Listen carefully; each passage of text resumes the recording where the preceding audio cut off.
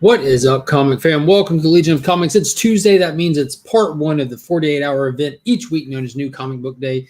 And to kick this one off, we're going to go through and check out what dropped this week from DC Comics, hang out, look at some stuff, and just kind of kick it for a little bit. But before we do any of that, check this out.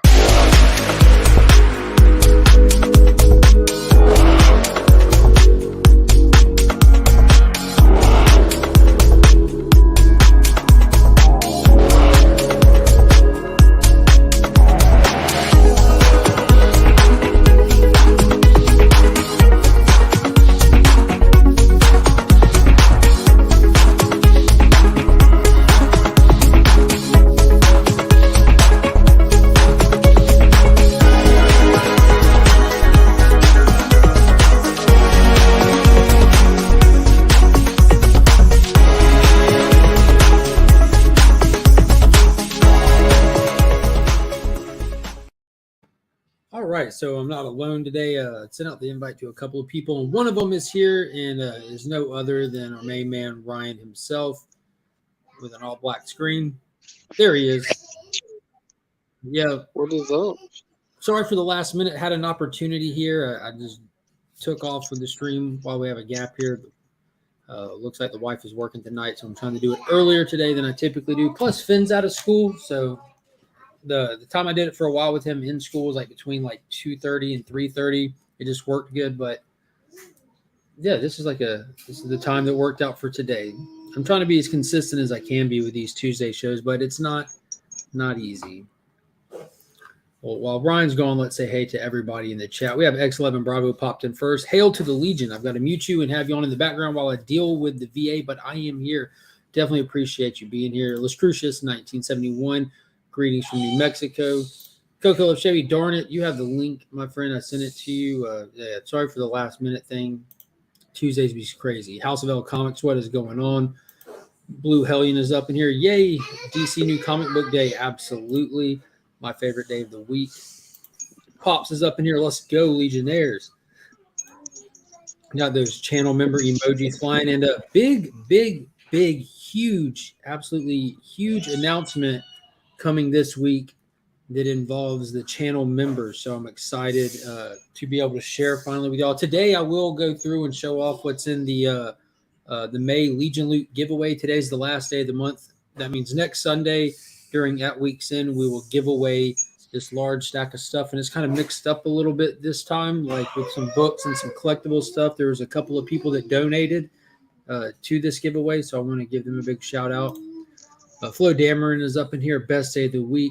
No Tom King books today, and that is true. But don't worry, Flo, because DC Connects sent out their new monthly featuring Tom King, Batman One Bad Day on the cover. So we'll get into that later if we do.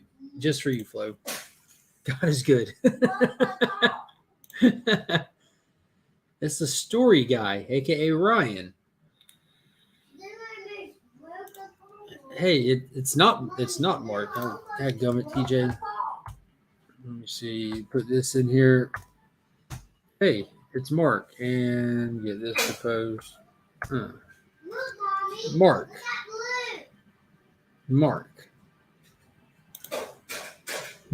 with a K. Not to be confused with Mark with a C. They're very similar. Very similar. But definitely a decent week for books this week. It's a lot lighter than last week was. It seems like every month there's always certain weeks that just hit really hard and certain weeks that are a lot more moderate. This one was super moderate. These are the wrong bags. Where are the bags I'm looking for? I've got bags and boards everywhere. Here we go. But this week was a lot more moderate.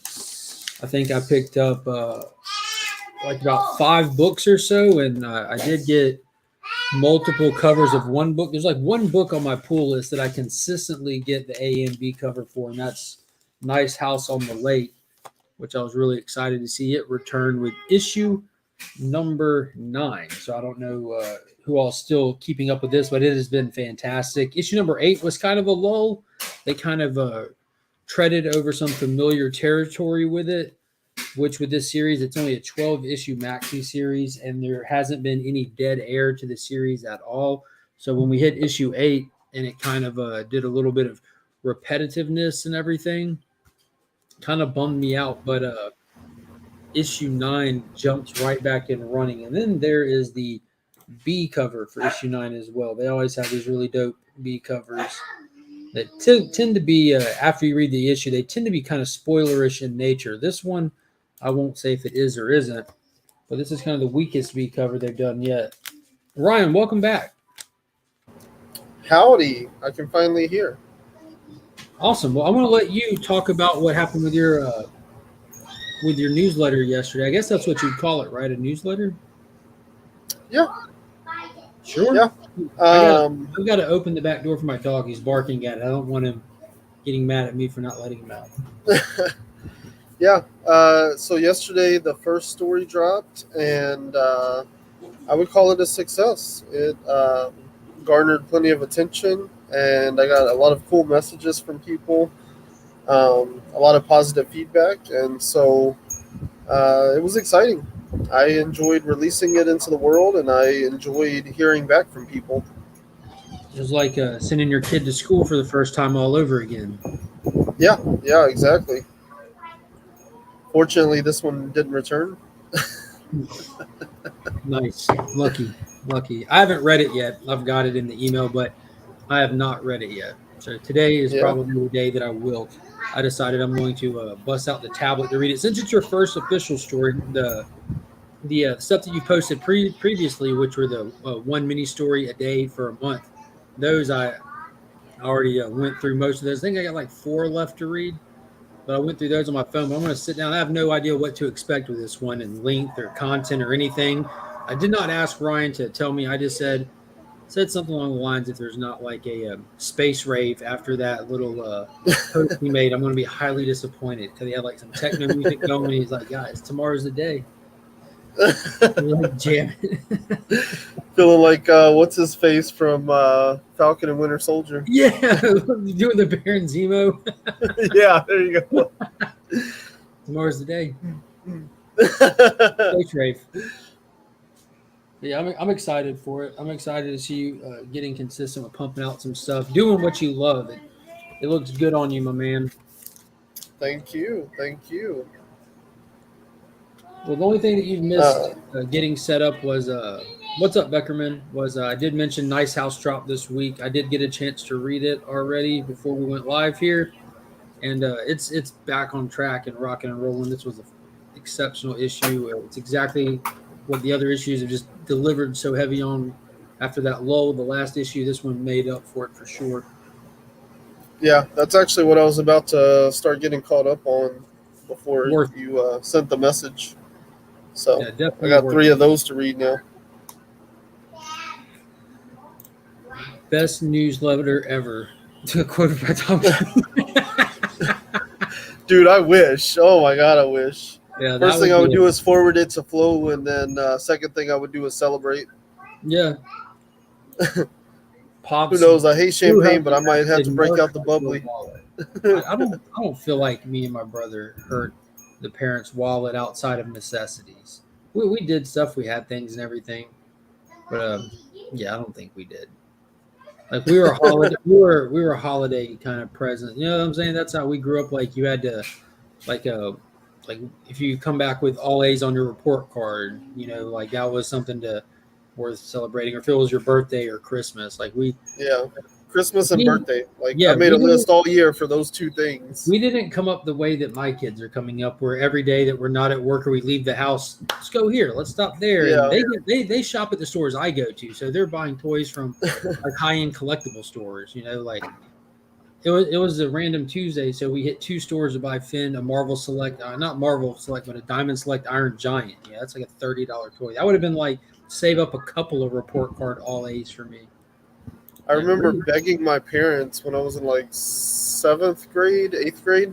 I remember begging my parents to take me to the store, and I had to do like 25 chores to convince them to take me to the store so I could spend my own money on Yu-Gi-Oh cards. well, that I was happy when I got into that area. Like pops, like me and my brother wanted to help out around the house. We wanted to we didn't want to sit there and scrub the kitchen, but we wanted to do what Dad was doing. You know, like we see him Yeah. cutting the grass, we see him doing that. It looked fun, and it was. It was. It's legitimately fun when you're coming up. You know, it becomes a burden when Oh, you yeah. have to do it, but getting to do it with your father is a whole different thing. I used to And love mowing the yard. yeah, I remember him like letting us like hold the lawnmower while he pushed it, like making he would always clean the yard first and everything because I know like stuff was shooting out and like I miss money. lawnmowers are dangerous. But one thing that I thought was awesome was when I hit that age where I could actually rake the yard myself. But we'd have you have your trash can, but then my dad started getting a yard waste trash can that you could fill up, and they would dump it in a whole different truck that would come by, and he would we could catch a $10 bill for filling up that trash can every week, you know. So like that became a thing. Like we would rake up the yard and pick up the sticks, do whatever we could to fill that thing up to catch that $10. I thought that was awesome, and it incentivized working. You know, work shouldn't be like a dread for people because you're gonna have to work. Like, if you think you don't have to work in life, you're part of the problem. Just throwing that out because you got to work. Yep. But I thought that was cool, and that gave me a good work ethic these days. Yeah. What is up, Wheelchair Superhero 87? Happy DC Day, comic fam. You're on early, Mark. Yeah. Finn's out of school now, so I'm trying to do it a little bit early in the day. It's around lunchtime for people too. I feel it gives people more of an opportunity to come in and hang out. Something that I was interested in. Now that's something that Dad would get us, like when there was no reason, rhyme, or anything to it, was trading cards. You know, dude, I still have all my trading card binders. I think I've already packed them up and moved them to the storage shed. But I think with the ones that Dad sent back to me as well when he was going through stuff, I think we have like 7 full binders of comic book trading cards. And I won't see myself ever get rid of them. That's a huge part of my childhood because I took karate right next door to where the Augusta Book Exchange was located. We'd get out of karate and go next door, or if we go with pops or anything, it'd be trading cards. Like that was fun. Yeah. Once those open. But We never did anything next to anything. We never did anything next to anything. That is a quote. Man, I grew up 7 miles outside of a small town, and then like the only place we ever really went was church, and our church was like in the middle of a subdivision, so there was just nothing but houses all around us. It sucked, and my parents never wanted to go anywhere. They're about as introverted as they come. Like, they tell me I'm too sociable. Can you imagine? After reading your post about how you would walk around with the floppy disks because you never know when you would get the opportunity to slam one in to get to write. When we got our first computer, I won't even talk about how we got our first computer, but it was me that brought it home. That's all I did. I brought the first computer home into our household. Sounds on brand. But anyways, all you could do, because it was an older computer even for the era that we were living in. And all you could do was type on it. And I remember doing the same thing, like just wanting to do something on the computer because it's there. So that's all you could do is, I would type.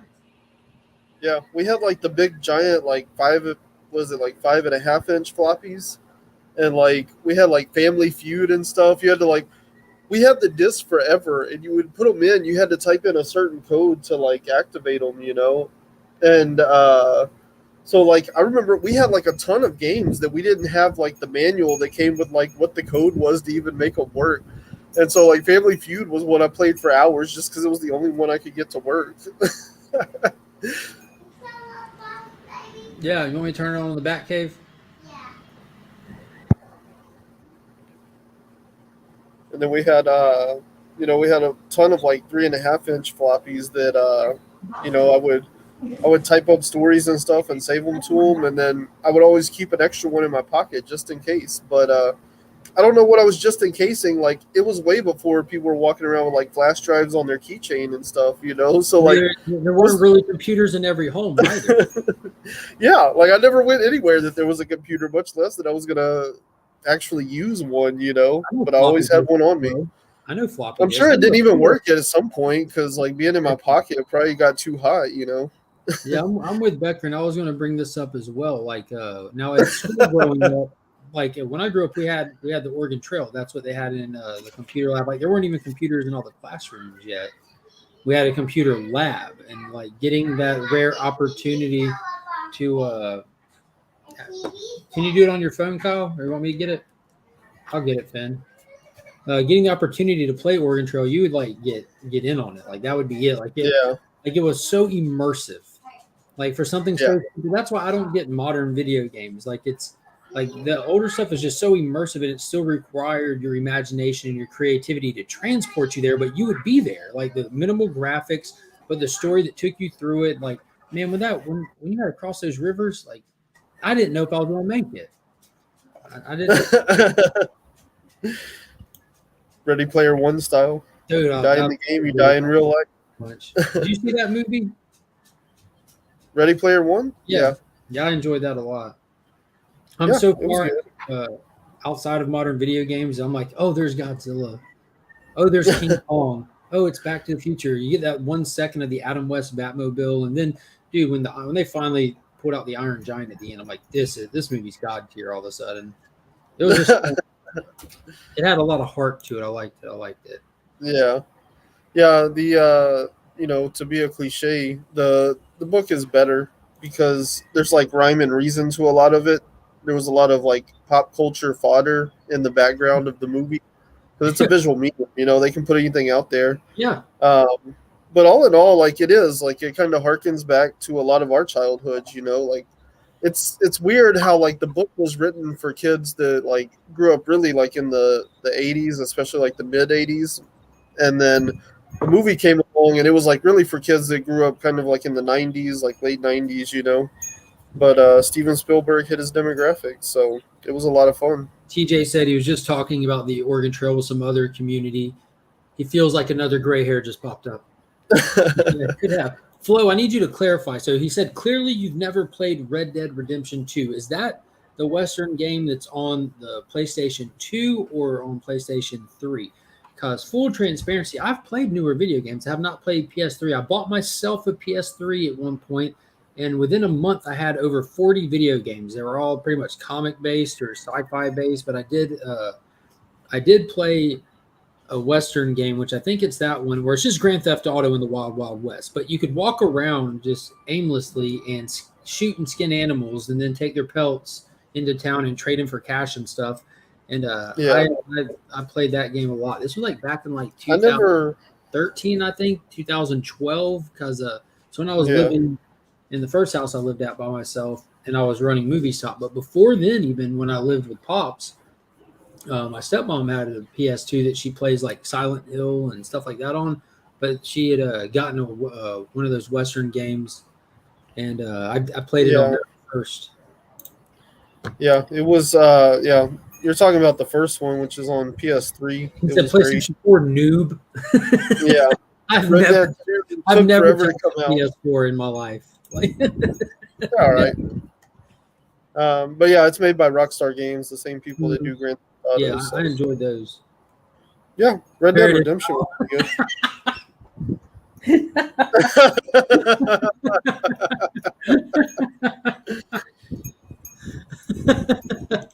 I loved Oregon Trail. We had that one kid that always tried to kill everyone.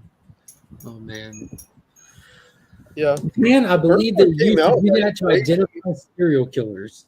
That's funny. Afternoon, Ryan else. Yeah, Silent Hill 2 amongst the greatest. Yeah, my stepmom would agree with you. And there's another game. I can't remember the name of it. But you play as like a journalist photographer girl, and that's the only way that you can see the ghost. Like it's heavily story plot like based. It's not an action game. But she plays the name of it. Fatal Frame. Yeah, there you go. Boom. We do have our other brother from another mother up in the building. We got Mr. Coco Love Chevy. What's happening? Man, I apologize. Can you hear me, guys? Real good? I can hear you. Because Yeah. my computer, the laptop, decided to update at 12:59. So, I mean, what do you Alan do Wake. now?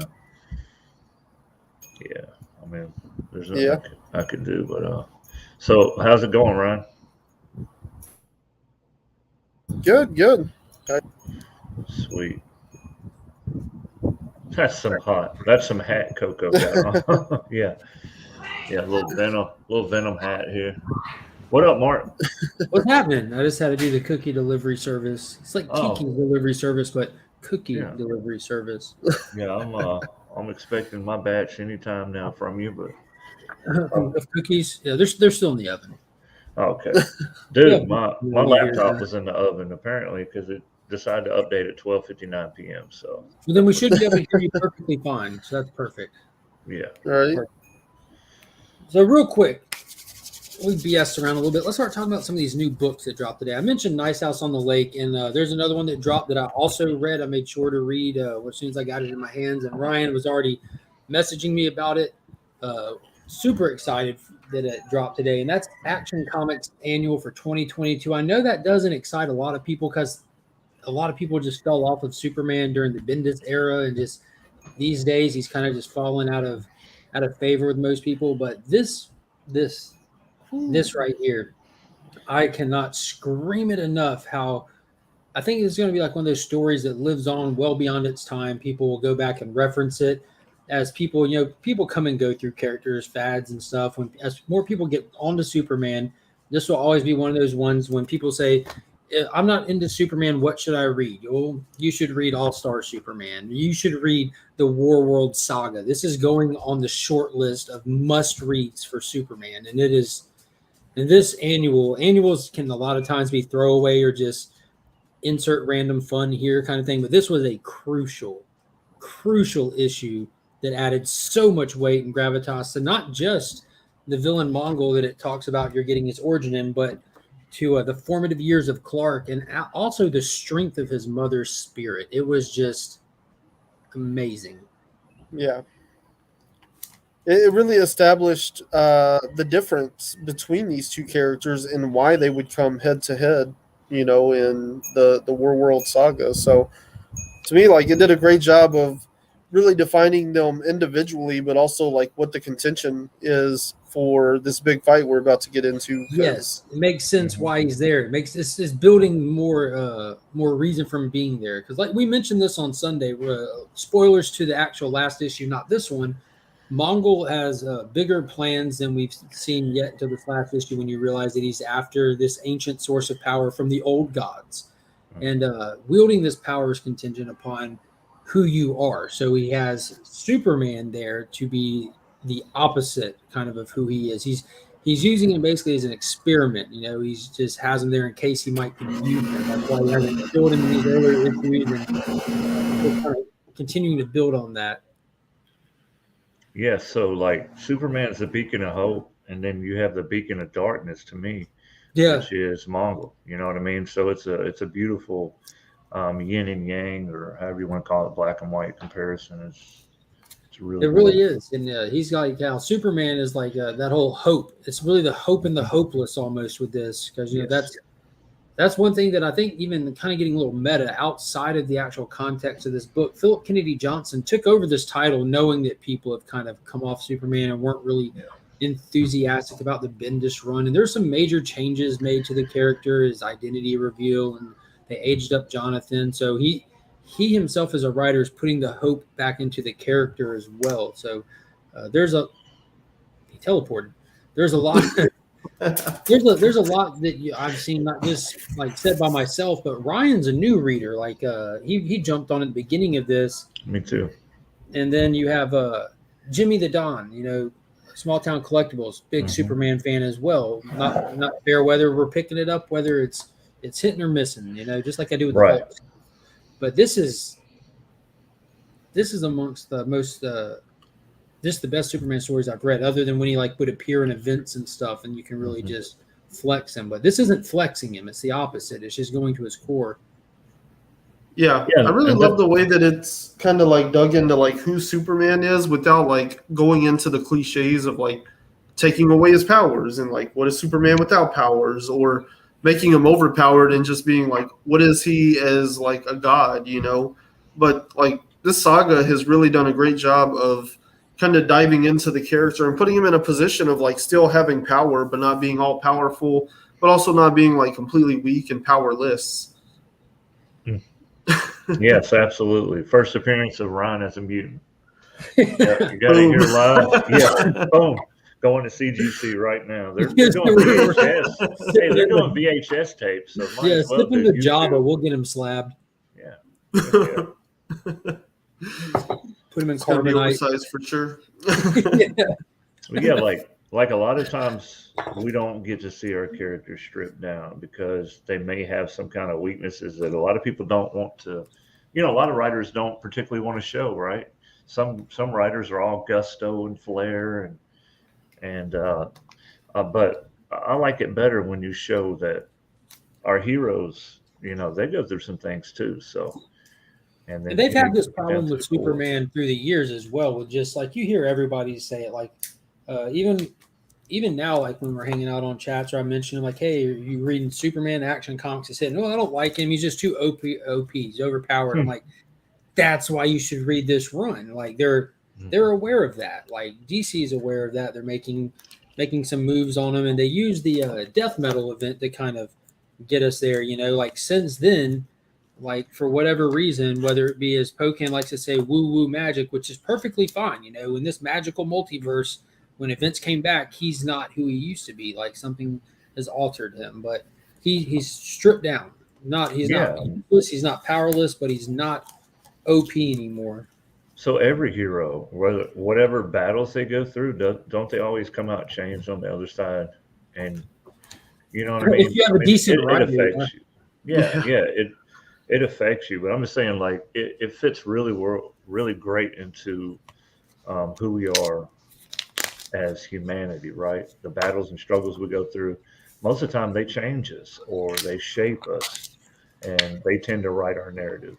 So I love seeing more of stuff like this. And Ryan, great job with your newsletter. Been getting it, man, and getting into some of your writing, brother. Just keep on doing what you're doing, man. Looking Thank you. swole on that Instagram post you had. You know, I was feeling a little timid, but you know, I'm like, it's Ryan. So what do you do? Everybody named Ryan, they're like great. They're like the best artists, or they can write. And you're like, okay, my name's not Ryan, so then I'm just going to sit down. Never gotten compliments on my name, but I take it with high honor. On yes, the sir. bed, on the facial hair, add the name to the list. Oh yeah, the facial hair. My facial hair is like just. I'm trying to look away because his is so dark and robust. That's manly. So mysterious. This is pure laziness. That's all it Yeah, really mine is because You Mark got him was like, blushing too. Look at him going, blushing. I'm not going on. That's a tentative number, and I was like, okay, cool. I'm good. Didn't even shave or anything, and then he's like, going live. Alrighty then. Oh man, I got something I want to show. Once we get through with the comment, well, I mean, here I am. All right. All right. So this came in, and it's rather beautiful. John Jane, 9.8. Oh, let me take it out of the bag. Better take that out of the bag. Yeah, it's sealed though. It was sealed like perfectly. So now I'm gonna have to re-vacuum. You need to glue that bag directly back onto the case. Yeah. Well, this here you got Ray Park's signature, which would be over here, and then you have John James down here with a fire sketch remark, and the remark is actually quite big. So, you know how sometimes you get the smaller remarks. Mm-hmm. This one's great placement. Yeah, it's really absolutely love it. fire. I love that Ray Park signed right into the lightsabers. That's like a perfect placement. Yes, that was a perfect placement. I mean, he could work on his signature a little bit better, but it's still great placement. So He's we one got of those, there's very few celebrities that like if I met like a comic is definitely a go-to thing that I would want him to work on. Oh, Like, yeah. Ron Perlman is Hellboy. Ray Park is Yeah. Darth Maul. He is Snake Eyes. Like I'd be more than happy getting those celebrity signatures on collectibles for those. Yeah, so I got this today. Actually came this morning. So I'm really excited, and I picked up a few other things. They're not all slabs. I got the metal Gorkum Demir recount preamble. Oh, wow. Oh, nice. Got it for a steal. Now, are you sure that's metal? There it is. It is metal. I love to knock on those and watch people just freak out. Yeah, and then I have I got these two to go with it. Gorkum Demir, the recount preamble. They look very familiar. They look like what is it? The Invincible covers. Yeah, they're kind of like those Whatnot covers. I didn't get them from Whatnot. I really don't go on there, and then I got an AOK, and that's beautiful right there. A little recount. I like the recount, but I'm not a fan of like clowns. So ever since it came out, I mean, it's like watching Jaws. Why am I going to go back into the ocean? I mean, people are like, "Oh my God, Timmy got attacked by a shark," and I'm like, "Where was Timmy at?" And they're like, "Oh, he was in the ocean." Well, no wonder he got attacked by a shark. He's the size of a baby seal. I mean, come on. Come on. Let's be real. This is I not was listening to a gin and comedian juice. talking about. This is orange juice. Just to let everybody know. Full disclaimer. I was listening to a comedian talking about going diving. He's like, "Are there sharks?" And they're like, "Don't worry, most shark attacks only happen on the beach." He's like, "No crap, that's where the people are." Yeah, I mean that's where the food supply is. That's where the people are. It's like backing up a truck to the lion's den and pouring steak out. And they're like, "Oh my God, can't believe they ate all the steak." Well, I mean, they're lions. You put it in their home. So. We go to St. Simon every summer for vacation, and that's one thing that I don't like getting in the ocean. I mean, there's a nice pool there and everything where we stay and all that stuff, and like I love swimming in that. I like going to the beach in the evening time, and enjoying being at the ocean. But I'm not. Yes. I get like having to tote everything down there and having to set up, and it's just a hassle to even get it set up. Then you have to like get all sandy to get in the water, and you come out all salty. I'm like, this. How is this relaxing? Like I'm chafing right now. I get salt in the odd. I mean, like the sand in the most oddest of places. I think everyone does. It's just part of it. And I'm like, and so like me and my wife were walking the beach, and when I get back, I'm like, oh my God, I got a rash. No, it's just the sand. Oh, okay, good. I was just have to question, where have you been? No, I'm just kidding. But so. The people on the pier, they'll have like a pier, and it's it's going out there. Where Myrtle Beach is, right, Mark? Oh yeah. Yeah, I mean, of course. So we went down there one year, and they have a pier that goes out, and it probably goes out maybe 100 yards, 50 yards, and you're swimming, and they're catching sharks, like little baby sharks, fishing right off the pier. Yeah, so they're like chumming them up. You know what I mean? I'm like, whoa. Because they're fishing and they're cleaning their fish right there. Because on the boardwalk, they have like little like built into the wooden boardwalk or like cleaning stations. They have little hoses where you can wash, and they'll sit there and they'll clean fish. And blood. And there's just like you can easily see 4 or 6 foot sharks like right there if you just look down, and then 20 feet out, people on both sides of the boardwalk just swimming. I'm like, this is how accidents happen. Yeah, well, like I have bad luck. Call that an accident. I've had bad luck my whole life, so I figured, why tempt fate? Why double down on that bad luck? I'm not going in there swimming, but I'll be right here rooting you on, and I'll call 911 if something happens. I mean, that's just the way it is. You gotta have good people in your corner. Yeah, we hop over to Jekyll Island from St. Simon Island a lot of times especially because the kids have been little. That's like the riverside, because it's like a lot of islands and the river comes out to the ocean and stuff.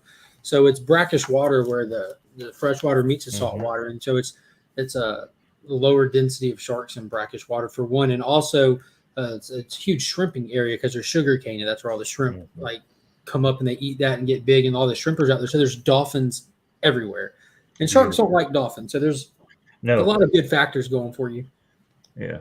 Yeah, I don't know, man. I haven't had any relations with a dolphin, but You know, I'm You have always to check willing with Panda about that. Yeah.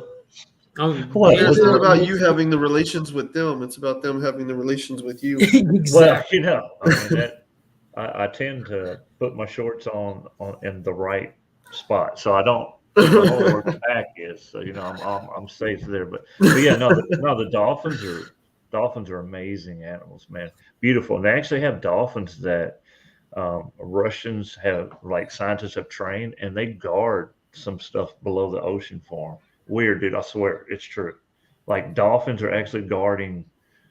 And you're like, how does that even work? So, And that's why we are the military powerhouse on the planet. right, because you got dolphins in there. Next book up from the country that doesn't rely on dolphins to guard our secrets. We got Batman Annual for 2022. Oh, For those that have been wondering what's going on with Clown Hunter, we're finally getting some insight and details into that. We have seen him finally pop up in a couple of issues of the Shadow War event that has happened. And this is going in deep on how Batman has tasked Ghostmaker with kind of warding Clown Hunter, as well as taking on Batman Inc. after the events of the Abyss storyline and seeing how leaving them unchecked might not be the responsible thing to do. So I'm absolutely not pumped to read this. I'm hoping it's good and that I'm happy after I read it. But the Comic Vet, that's Ghostmaker's his thing. Not really my jam. Comic Vet loves Ghostmaker. A-OK him as much Ghostmaker stuff as you can find. He said he's still he's still on the lookout for that McFarlane figure Ghostmaker. He would love one. So if you're wondering what to get Chris, the Comic Vet, for any occasion, Ghostmaker. I'm not a real big Ghostmaker guy, but I do like it how Batman says, "Hey, I'm gonna go ahead and let you lead this because you're gonna do the cleanup. And I'm going to go do something else." I mean, that's kind of, you know, the boss always does this. And with how different Batman and Ghostmaker is, I think this is kind of a good direction to take him, because Tynion created all these characters and then just did nothing with them and just kind of leave them hanging. So with Ghostmaker being a good guy all of a sudden, and him being so different than Batman and not living by the same like moral code or following the same rules that Batman does, it's good to separate him completely from Batman, where you don't have that repetitive, annoying story where this grown man's trying to tell this other grown man how to be a grown man. Just let him be. Like, they need to get him out of Gotham. They need to get him away from Bat characters. They just need to go attach him to another hero in another book and just. Well, I mean, how are you gonna let these characters live their own lives when they're just all funneled into that one? You know, I mean, they're all in Gotham. People are all right there with Batman. They're all having to operate by the same set of rules. Like, what's the point? It's just Batman light. Yeah, it's Batman's gang or whatever. Well, no, not the Batwang. The Bat not the gang. Bat gang. And the one that I was really excited for this week, this was my blind pick going into the week. It made the thumbnail today, and that's Justice League's Road to Dark Crisis. So we know that we have the big summer event, Dark Crisis is upon us. This is officially here. We had the death of the Justice League in Justice League issue number 75. We had the free Comic Book Day special edition. It was the kind of the prelude, and now here's the Road to. So we had the prelude then Road to, but this is just taking us on a quick little glimpse into the lives of the characters that are featured on the cover of this book and how they're reacting to the death of the Justice League and what are the villains doing, at least the ones that we're seeing so far. And I'm pumped. This did a really good job so that we don't have to deal with these kind of events and the reaction to the death in the main series when it hits. And it was really cool how you see how everyone kind of reacts differently and what role they try to take.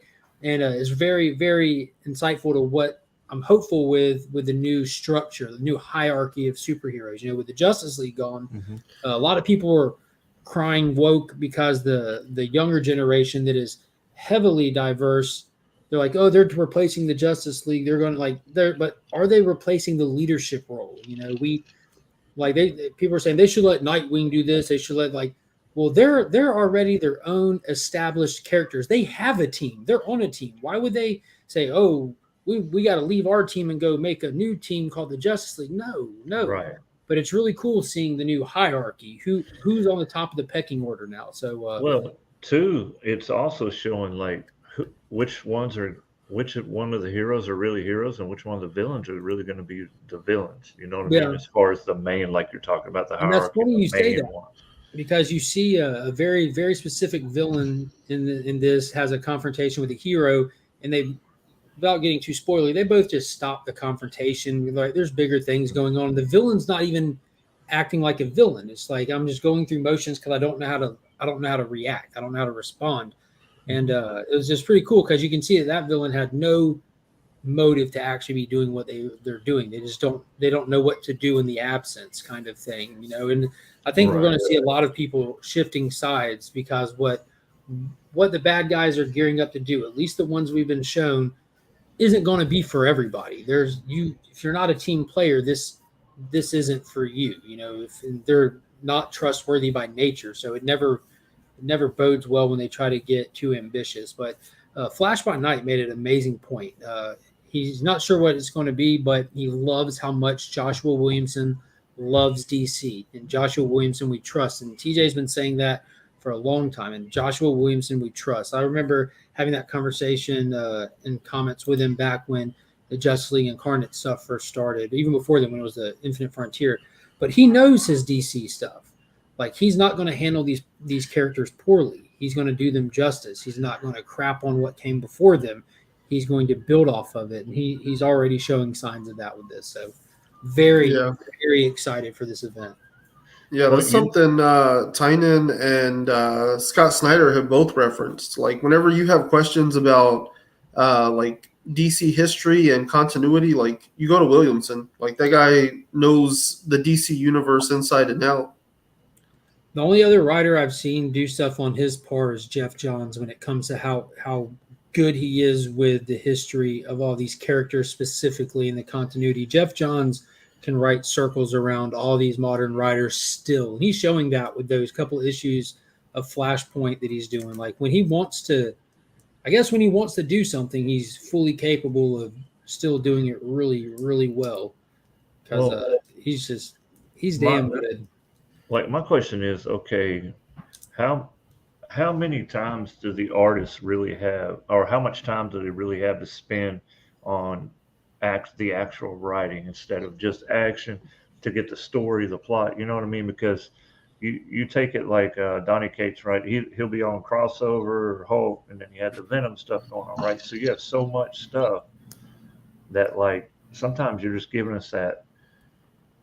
You're not giving us your best because it's not even your fault, because you got too much on your plate. Right? Yeah, all the writers have those turning points. We were talking about that a lot on that week's end, about Tynan specifically, who was doing like he's so popular. I mean, yeah, he was running Batman while he was running Department of Truth. Something is Killing the Children. When he started a Substack thing, and as soon as Something's Killing the Children started feeling along in the truth, Joker. Like, this is, all of these books are suffering right now, all of them, except for Department of Truth, which I don't think, because of the way that book is structured, it has the ability to suffer. It either doesn't exist or it exists well.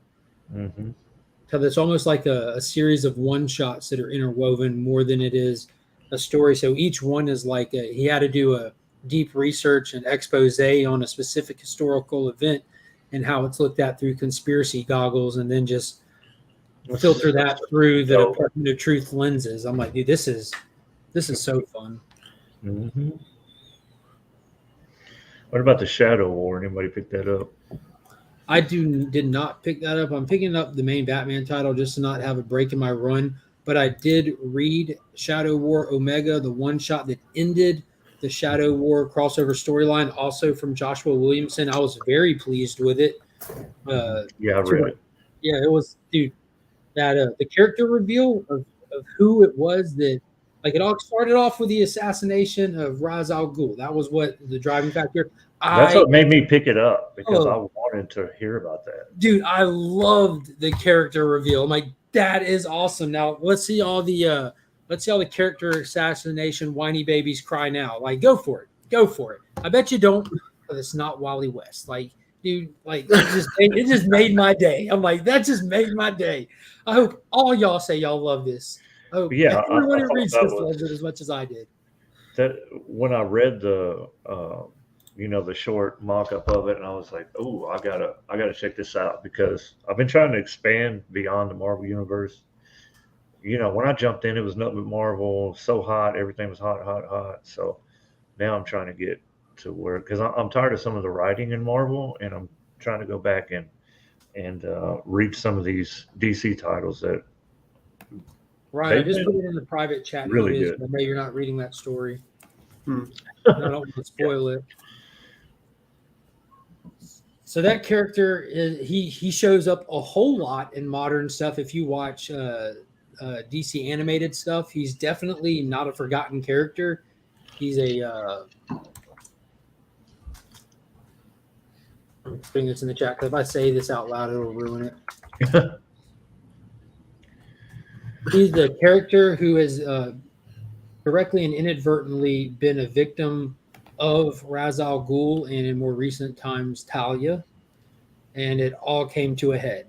Sometimes people say enough is enough, and it was almost like one of those repetitive things of like, why was Ra's al Ghul allowed to operate for so many years?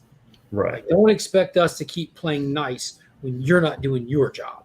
But it was, not only was that a cool point and everything to it, but the dynamic between Batman and Damian was so awesome. It was finally like the specific moment for Damian that they kind of like, they delivered the message hard and direct about something with Damian that kind of goes back and forth in comics a little bit, depending on how they're trying to write him or what's going on in the story. But it was good. It was really good for this not being like a giant event, just it's not just a little story arc.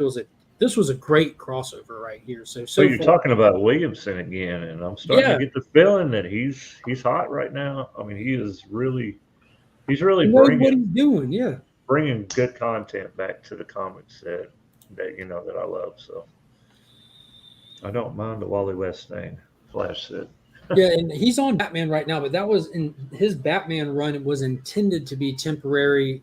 He was like, I was excited when he was coming, and they didn't announce it, but he was just a transition writer. So big kudos to him as a transition writer in the midst of a very, very short run that you're going to be on. You do a Shadow War, like what? Mm-hmm. Talk about flex mode. So we know that Chip Zdarsky is about to be coming in at 126, I believe it is. But Zdarsky just pulled this off in the midst of just being more or less a fill-in writer between long-standing writers. Yeah, that was pretty cool, man. I'm starting to. I'm just tired of some of the same old. Like, I went to the movies and I saw Doctor Strange 2, so I'm gonna go see Thor. And if it's along the same lines, like I'm kind of done with it for a while. And I'm going to wait till it just comes out free in the living room. Well, not free. You're paying for the subscription, but. I was telling Pops day before yesterday, I'm kind of bummed out that I put time, effort, and energy to see those on release day because of excitement level. And they're not, like, Doctor Strange wasn't bad. It just wasn't something I feel like I needed to devote these planning and time to go see right then. Like, it didn't meet my excitement level, but it wasn't bad. Yeah, but I wish I would have put that toward Maverick. I don't have it right now, but I'm wanting to see Maverick. I want to see. Yeah, I haven't seen it, but my wife, she's dying to go too. So yeah, let's see. Flashback said, hot take. I didn't mind the Wally thing. I didn't mind it at all. I'm a huge Wally fan, and I read that long before like I really had a grasp of Tom King and his writing. Like I don't like that because it's Tom King. That's something that I liked, and then. After reading Mr. Miracle, that's when it clicked, and I started connecting dots and following him as a writer. But I loved that they did that with Wally. It broke my heart. That was its intended purpose. How could you not do something along those lines with Wally if you follow DC Comics continuities? So they had to address that. He's the only character in the whole multiverse who lost everything. And he has to go through his life pretending like it didn't happen. His kids are gone. His wife's gone. He remembers everybody and everything, and nobody else does. Like, the fact that they addressed that was paramount. And look at him now. Like, fantastic. We'll talk about a comeback story. And it gave so much more weight to who he is, and so much more so much more character to him now. You know what I mean? Yeah. It makes him less of a goofy side character and more of, somebody that comes from tragedy, Yeah. If If I wonder how many Gives him a people little street cred. didn't like that Red Flash Ford, that came right after it, like when Tempest came and found him in the cell, and they went on that kickoff to redemption kind of thing. He had an amazing redemption arc over the last like 3 years. They did not leave that alone. Oh, Mark, real quick, are you going to pick up? There's one that I'm interested in from Image that I believe comes out tomorrow. The Closet. I have a Jang exclusive that I ordered for it. That's Ryan can tell you more about that. It's Substack. So is it going to be? I mean, it looks very interesting. So I was just the Closet. Well, I mean, not my closet, but the closet, Brian. No, I'm just kidding. But the closet where it has a little kid and it's like by this big door, which would be her closet. What do you think about it? It's gotten like very positive reception on Substack. So nice. Okay. I think if you like Tynan and you like the horror stuff that he does, then it delivers. I haven't really read any of it, but all the comments I've read and stuff, people are really into it. It's a more grounded psychological horror kind of thing, because it's basically about like a kid's fear of like what's in the closet and stuff, but less about like say like something is killing the children where there's like actual monsters out there. Yeah. It's dealing more with like your psychological fears and triggers, and it should be pretty popular. I know Scotty Young, he's been posting the cover he did a lot, and that one's pretty cool as well. Takes you back to childhood, Mm-hmm. Let's see what else do I have here. I think that was it that I have for the New Day pickups, but I did pick up some back issues. I managed to get a third one of these, which is the first appearance of Aquaman in his blue suit, which is he's featured in that the new movie. So I picked up a third copy of that. So I went ahead and picked up the other 4 issues to complete the mini-series from the book exchange today. So I've got that full mini-series there. So I'm probably going to end up packaging that down the road in one of the Legion loots. It's nice to be able to put like actual little stories and stuff. Like we have I've got Batman Year One going in this month. It's like a lot of people argue one of the greatest Batman stories ever told. Like it was influenced the Batman Begins, influences to the newest Batman, influences to everything really. But so I enjoyed Howard Chaykin a lot, and I picked up this 4-issue miniseries of The Shadow by Howard Chaykin at DC Comics as well. Love me some Shadow. An awesome character. And then picked up this just because it was in a dollar bin and it was foil. Oh, it's beautiful. Yeah, Ed McGuinness artwork. I loved his stuff on the Hulk when he was drawing the Hulk stuff. Found another one of these in a dollar bin. So I gave one of these away previously when I gave away the Miko homage to this. So we've got another. I still have mine, but I mean, it's in a What dollar about that dollar bin find that you hit? Which one? Somebody's gonna have to go watch the videos, man. Yeah, dude, that's sick. I don't understand how that was. The little Legion chat there, but that is a first appearance of John Kent, Jonathan Samuel Kent. I know, and I knew that was a hot book. I was like, for $1. And it's a pretty good copy. I don't think it's a 9.8, but it's definitely in the 9s. And I'm not a grade snob or anything. So, and in all reality, if I slab it, I'm at this phase where I'm probably just going to continue to slab stuff myself because I enjoy it more. Like, do you know that's one of my slabs there? Yes, I've seen. Dude, I don't have to wait to be quite comical too. Yeah, I don't have to wait on them. Picked up another first appearance of Firestorm that I found in a back issue bin.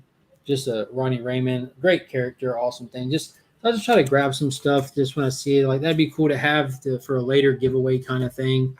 Are you in the new house right now? No, this is the same house. We're okay. I hoping to be in the new house by the end of next month. Sweet. And that's just to get your comics in there. Yeah, no.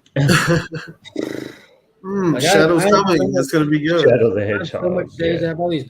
I've been bringing home more and more long boxes over here just to start putting stuff off bookshelves and everything in there. It's getting to the point where I'm getting antsy. There's only so much I can do here till it's time to go to the new house. I'm about to set up the company to come and do the professional cleanings of the floor and stuff. I'm supposed to go meet my repair guy over there today to do some upkeep to the workshop that's in the back. There's like this 20 by 20 building in the backyard that I want to do a little upkeep on to get it just get it refurbished a little bit before I start putting stuff in it. So I'm at a standstill until I can start using the things that you know what I mean? I got to put a little paint and clean a little carpets where I want to move furniture in and refurbish that building a little bit and hopefully have that done within the next week or two.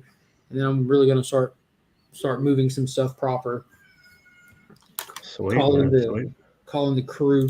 All right, Heroes in Crisis safe space. Yeah, most definitely. Yeah, I always have it right behind me. I'm not going to pull it out, but it's right here on the shelf. That's good stuff. Clayman artwork. Right. A gorgeous read. Absolutely. And plus, we're spending an excessive amount of time with Harley Quinn and Booster Gold hanging out. There's only so many writers that recognize the potential of putting characters like those together. People complain too much Batman, but you don't want to read stuff where they're not doing too much Batman. That's why you get too much Batman. Yep. Yeah, that's why I don't read Batman. Omega Man, Human Target, Supergirl, Adam Strange. I mean, nothing but not Batman. You know, Ryan has a shirt that I've been looking for, man. And if anybody in the chat, anybody can find one of these, I mean, I'm willing to pay double what you paid as long as it wasn't. You know, I mean, I'm looking for a 2X. So I've been sweating in the Texas heat all day, and this one I'll send it right over. Oh man, even better. I mean, even better. Yeah, even better. I mean, come on, a little humidity there, a little moisture. Yeah. So I do want to show off what's going to be in this month's Legion loot real quick because there is more than just that Batman Year One set. You gotta, and there's a couple things that were donated as well. Those shirts are collector's items. They were. So I wanted to do some shirts, right? Because my wife got me a shirt made for I think it was for Valentine's Day, and it's from her friend who makes T-shirts and has a side hustle and everything. And for the record, if you ain't got a side hustle in 2022, you're leaving too much money on the table. You might want to get one. You might want to give one. So I ended up just kind of reaching out to people at the time in the community. I wasn't even monetized yet or anything, so I was like talking to people like just. Like DMing, you know, went in a lot of group chats and stuff, and just kind of gauged how many people said that they might want one.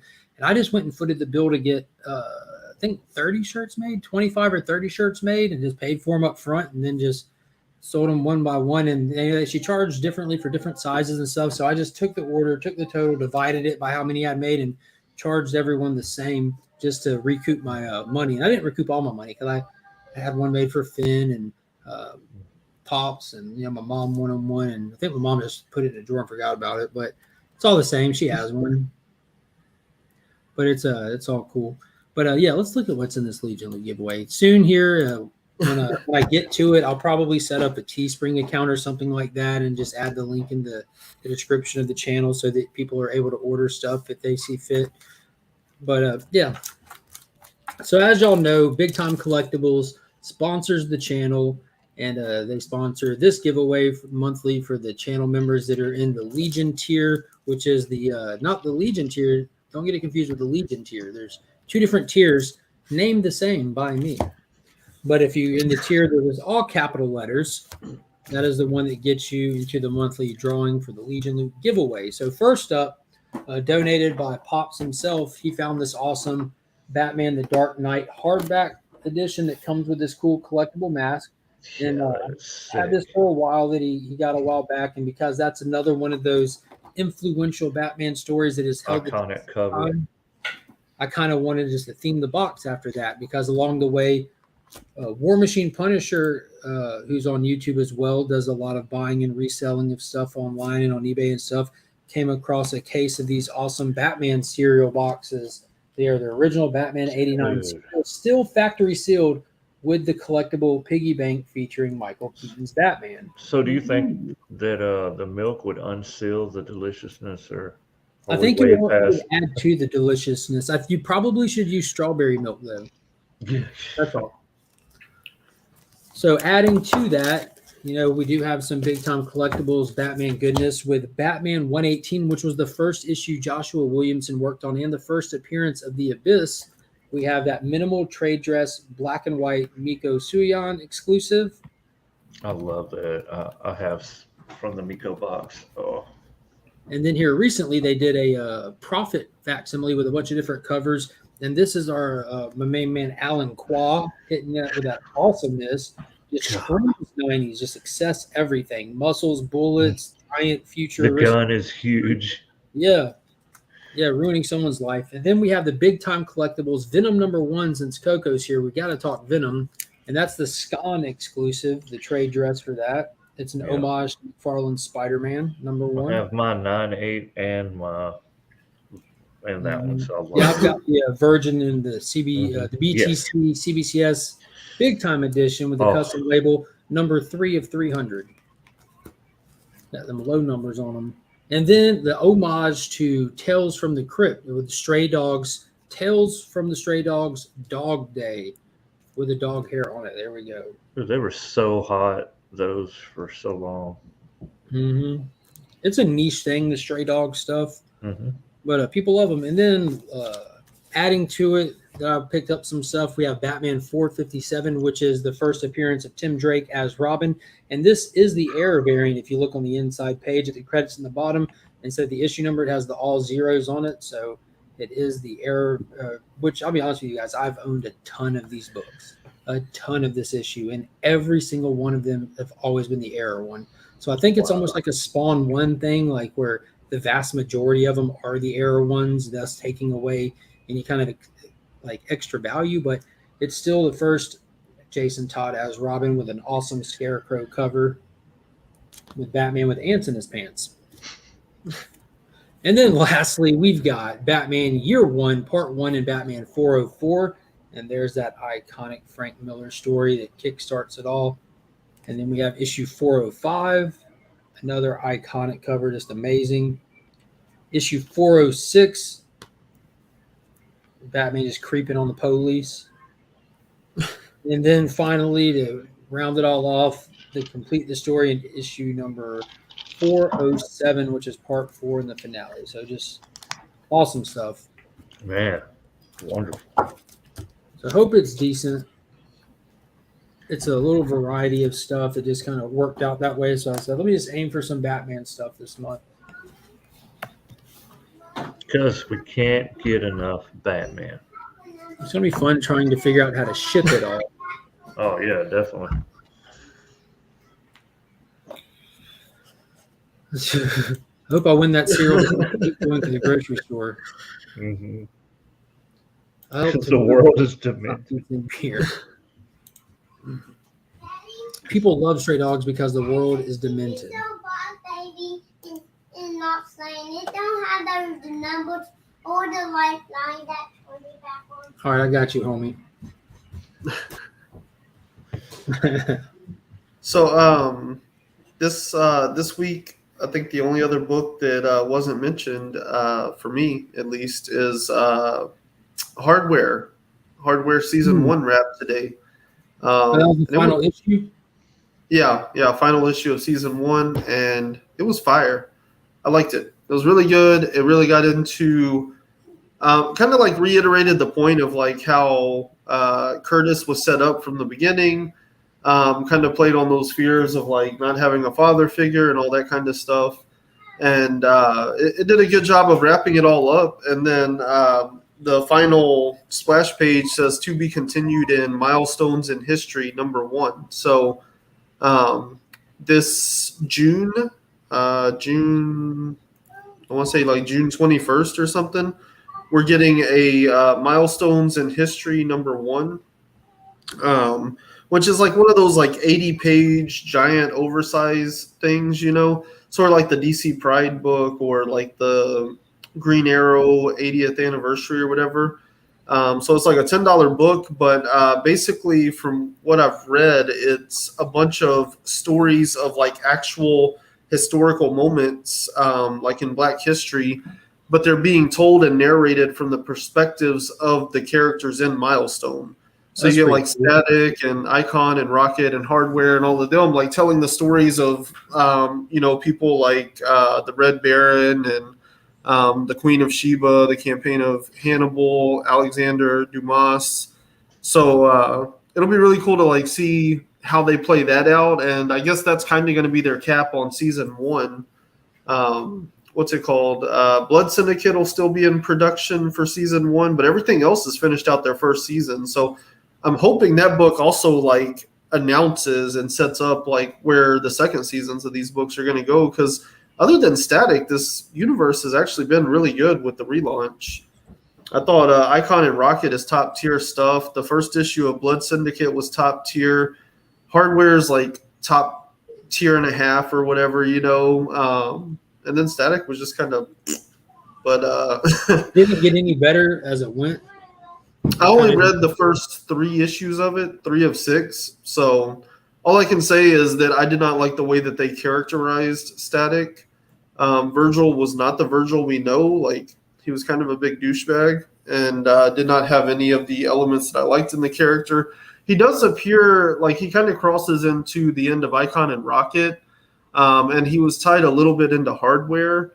So we did see some stuff there from him, but it wasn't nearly enough to really characterize him. It was just like, oh yeah, remember when he like had to go to that weird warehouse to get like his new suit and stuff? Well, that's because it was built by Hardware and hidden away in this warehouse. And then there's some stuff with Icon and Rocket that just explain that like there's a bigger conspiracy going on here, and that Virgil and Static is part of that. But Mark, what's going on here, buddy? This is an interesting chat.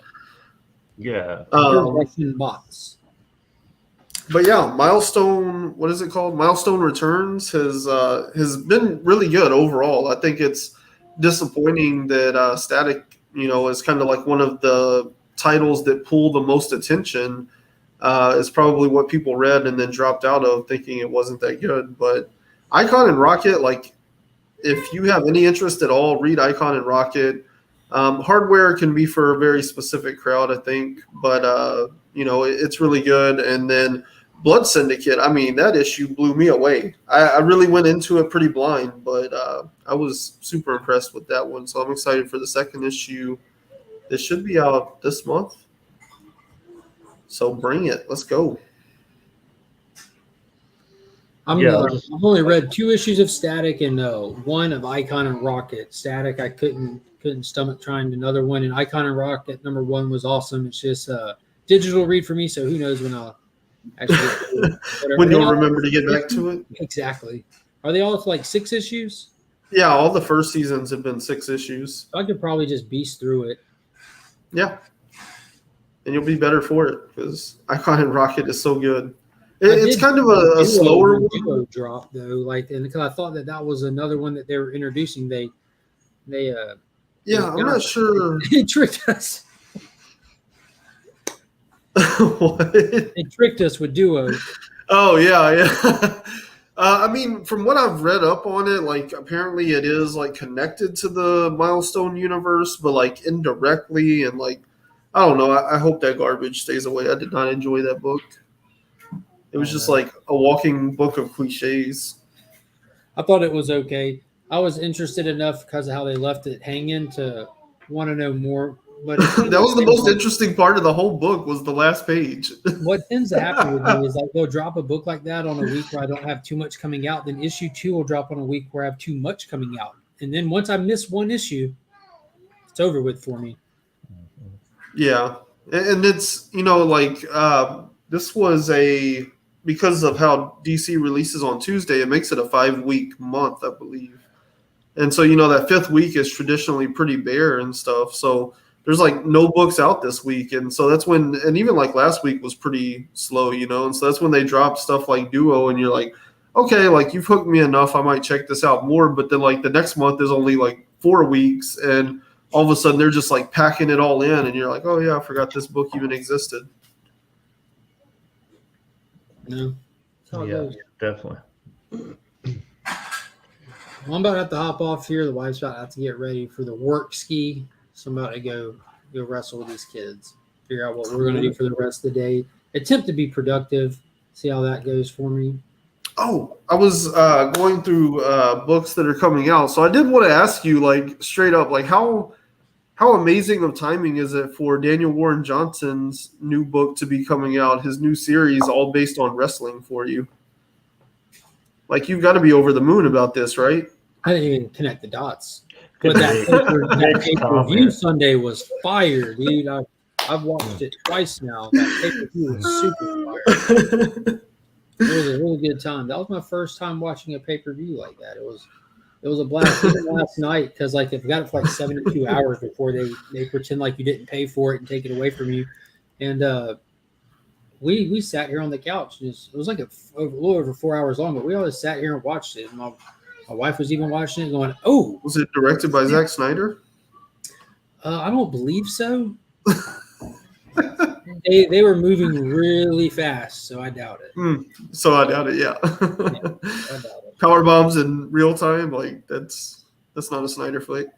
No. But I appreciate you guys hopping on. I appreciate everyone in the chat. If y'all haven't already, hit that thumbs up. Consider joining the channel. There is huge announcement coming at the end of the week that I'm really excited to be able to announce. Like I've been sitting on it for a while and getting everything in order. There it is. Do a Power Bomb. That's the name of it. Thank you. Isn't that the name of the Daniel Warren Johnson book? Do a Power Bomb. Do a Power Bomb. Yeah, so I'm definitely going to be checking that out. And there's also another book that he's coming out with, like an image book or something he'll be coming out with soon. That's not that is his image related. book. Well, I thought there was one that wasn't wrestling related, like a sci-fi-ish one or something. No, that was Liam Sharp. Liam Sharp's coming out with a creator book. I'm very excited for. But boom. And well, thank you guys so much. Be on the lookout for that big announcement. I highly recommend joining the channel membership. You can do it now or you can do it after the announcement. Either way, I hope that everybody takes advantage of the opportunity that I'm working to put out there as a thank you to the members and everything. And a big thank you to everybody who simply subscribes to the channel. That support means the world to me just as well. You don't have to be a member to be appreciated. I thank each and every one of you. And until next time, as always, I'm Mark, but we are Legion.